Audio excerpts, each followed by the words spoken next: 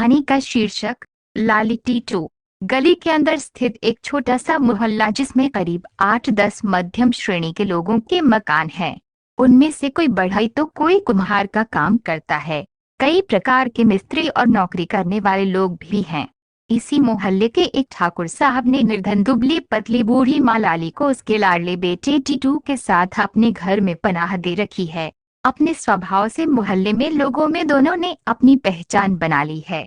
माँ बेटे जहाँ जाते उनकी आवभगत होती, लेकिन टीटू का पिता बूढ़ी लाली पर एक दिन ऐसा रूठ कर गया कि फिर कभी वापस न लौटा।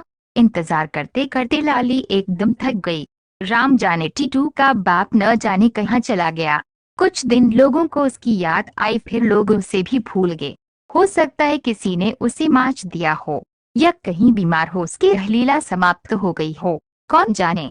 ये तो भगवान ही जाने। जीव तो अपनी सीमित ज्ञान शक्ति का ही जीता जागता पुतला मात्र है। बेचारी दुखियारी लाली के भाग्य में जो दुख है वह तो उसे हर हाल में भोगना ही है।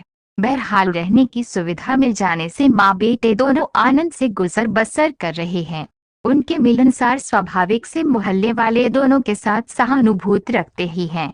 माँ काफी बूढ़ी हो चली है और बेटा भी प्रौढ़ावस्था को पार करता दिख रहा है। कोई जरूरी नहीं कि छोटा परिवार सुखी परिवार ही हो। हाँ, ये जरूर है कि छोटे परिवार में झमेले थोड़े कम होते हैं। माँ बेटे से जो बनता वे मोहल्ले वालों के लिए करते ही हैं। ठाकुर साहब जरा तल्ख मिजाज के हैं और उनके होठ के आगे दोनों की सिटी पिटी गुम हो जाती है। आखिर इस महंगाई के दौर में ठाकुर साहब ने दोनों को निःशुल्क आश्रय दिया तो क्या ये कम है, इस कारण वे कुछ न बोल पाते। टीटू के मन में कभी कभार ये भाव अवश्य आता कि उसे एक भाई और होता तो कितना अच्छा होता। अपने अच्छे स्वभाव से पड़ोसियों का प्यार दोनों ने पा ही लिया था। बूढ़ी माँ के तो दांत भी अब धीरे धीरे जवाब देते जा रहे हैं, अतः वे वही खाती जिसे कायदे से वे चबा सके। कड़ी रोटी खाना उसके लिए अब बीते दिनों की बात हो चुकी थी। हाँ, टीटू अभी मजे से इसका लुत्फ उठाता है। जिंदगी की चकल्लस को देख कभी कभी वे सोचते कि जिंदगी भी एक सजा है, पर उन्हें किस अपराध में यह मिली ये वह नहीं समझ पाते। खैर, भगवान की कृपा से उन्हें खाने पीने का कोई टोटा नहीं है। आखिर दो बूढ़े खाते भी कितना। वैसे ही बुढ़ाई में खुराक काफी घट जाती है। कभी कभी शर्मा पांडे जी भी उसे गरीब और वृद्धजान रहम खा खाना दे देते। ज्यादा से ज्यादा एक वक्त में 4-5 रोटी काफी होती। दोनों ही कद के छोटे हैं। मोहल्ले के कुछ लोगों से उनका रफ्त जब्त कुछ अधिक है, जिसमें से ठाकुर साहब के अगल बगल के दोनों पड़ोसी शर्मा जी व पांडे जी हैं। वैसे तो मोहल्ले में सभी के साथ दोनों के मधुर संबंध है, लेकिन इन 3 लोगों से सबसे ज्यादा लगाव है और जीवन का अधिकांश समय इन्हीं तीनों के बीच गुजरता है। पांडे जी की बीवी अक्सर लाली टीटू को बुला उससे बातें करती। इस बातचीत से वे दोनों अपने को आनंदित महसूस करते, किंतु जीवन का पूरा समय किसी का समान रूप से नहीं बीतता। जीवन में उतार चढ़ाव सुख दुख तो आते ही रहते हैं। हाँ, किसी के जीवन में कम तो किसी के जीवन में ज्यादा। ऐसा ही प्रकृति का नियम है जिसे समझना हर एक के वश में नहीं। मोहल्ले के प्रजापति के घर में लोग अधिक बीमार और कुछ बातों को ले जहाँ ज्यादा परेशान रहते हैं, तो वहीं बगल के ठाकुर साहब के परिवार में सब मस्त और ऐंठ के चलने वाले। इस विषय में चर्चा लंबी हो जाएगी, इसलिए इसे यहीं छोड़ देते हैं। आज किसी वजह से टीटू काफी दिनों बाद मोहल्ले के बाहर निकले थे। न जाने आज सवेरे किसका मुंह देखा। रास्ते में किसी से उसकी तकछक हुई तो उसने नाखुश हो उन्हें किसी बात पर ठोक दिया।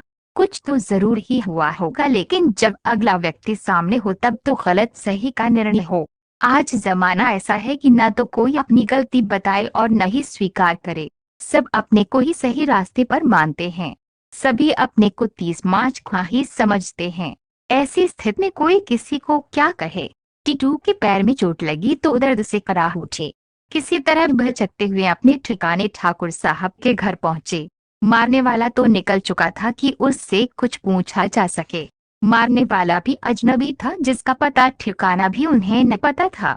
चोट लग चुकी थी, विकल थे, लेकिन पैसा हो तब तो उनका समुचित उपचार हो।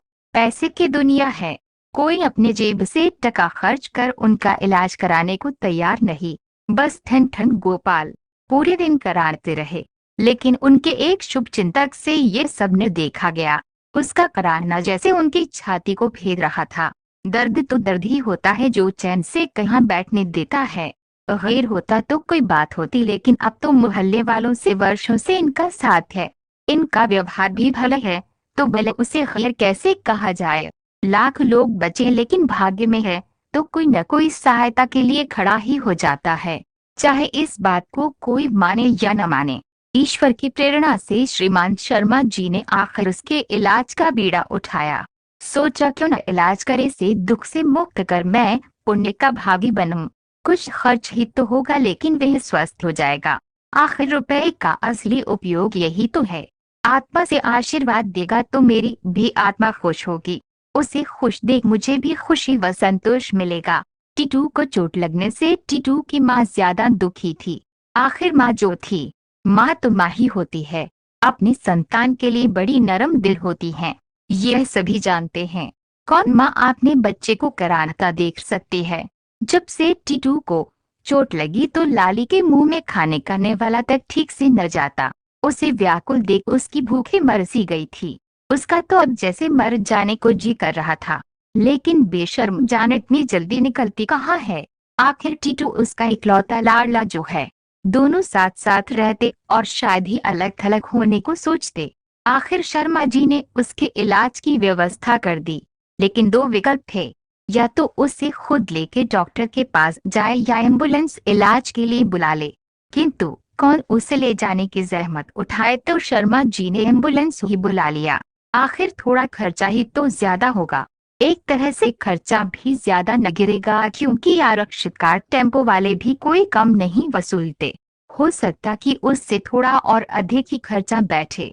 जब एम्बुलेंस वाले ने घर का पता पूछा तो शर्मा जी ने मोबाइल पर पता बता दिया। चोट के कारण कल से ही वे दर्द से कराह रहा था। यद्यपि शर्मा जी ने उसे होम्योपैथिक दवा और नेकामांड की एक खुराक खिला दिया था जिससे उसे पीड़ा में राहत मिले।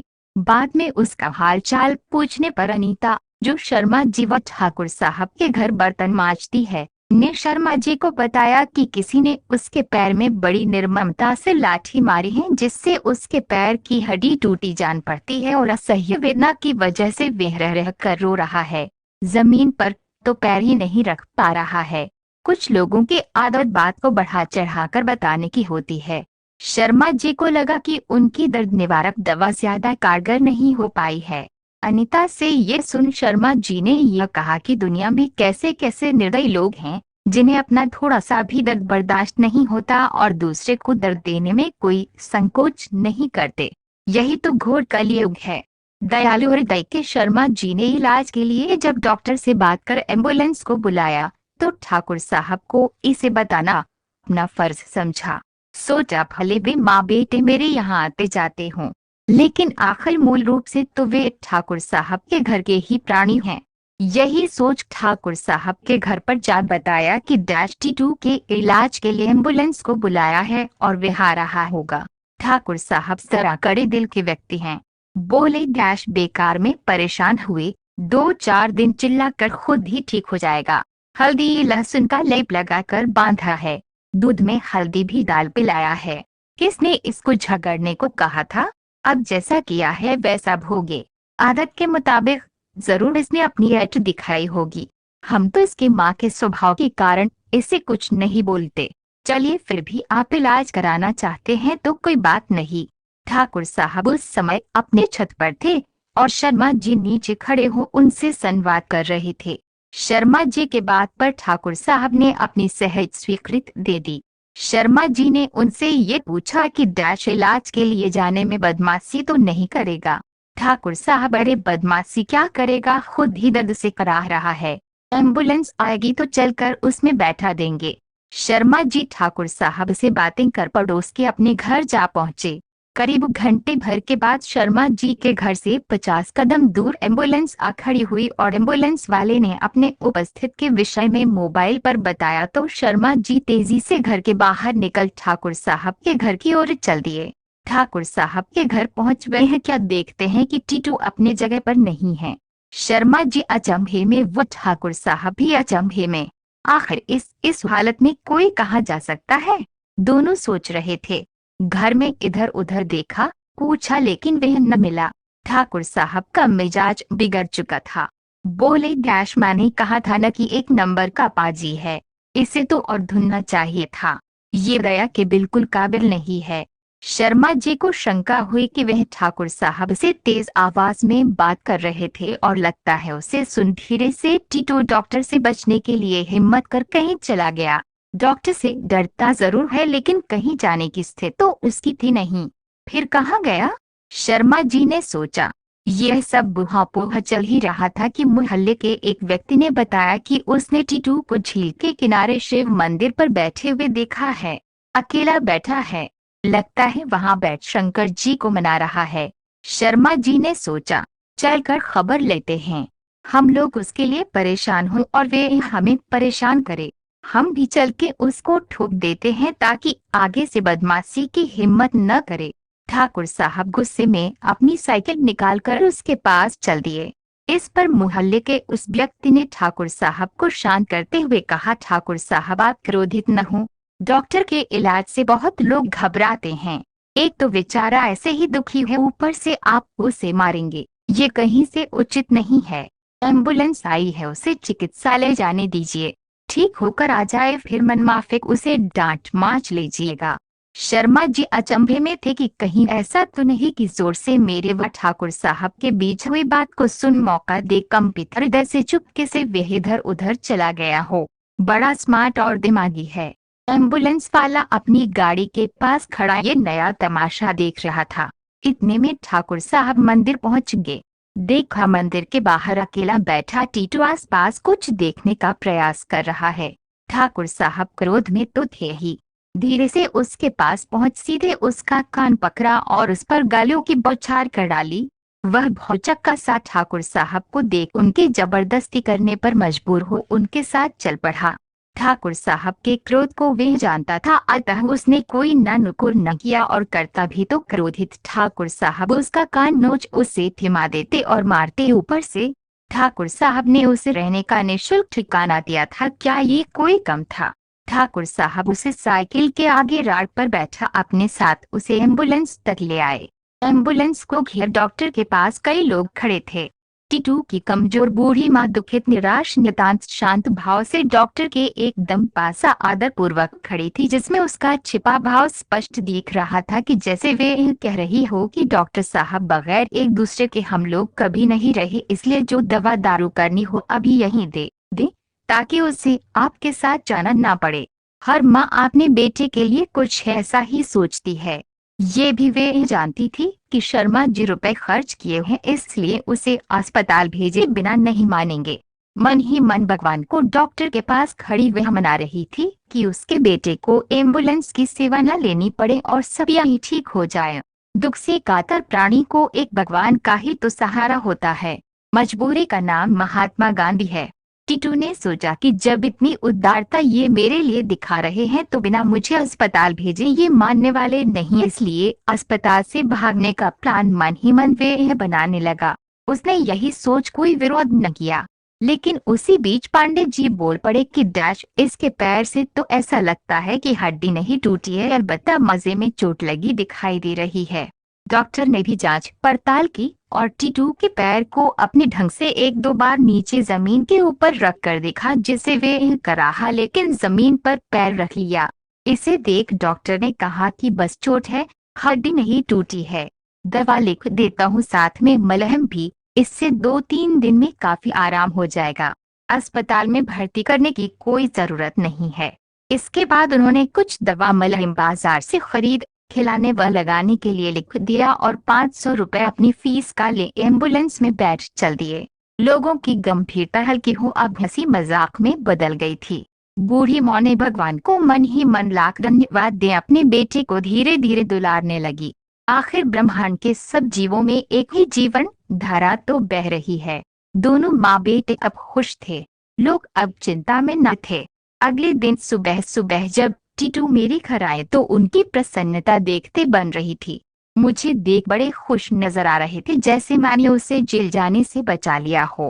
पूंछ हिलाने के साथ सारा बदन दाएं बाएं घुमाए चले जा रहे थे। मैं कुत्तों से डरता हूँ और वह मेरे नजदीक और नजदीक आने की कोशिश कर रहा था और मैं डर से उसे हट चल हट कह कर दूर जाने के लिए भय मिश्रित हो डांट रहा था।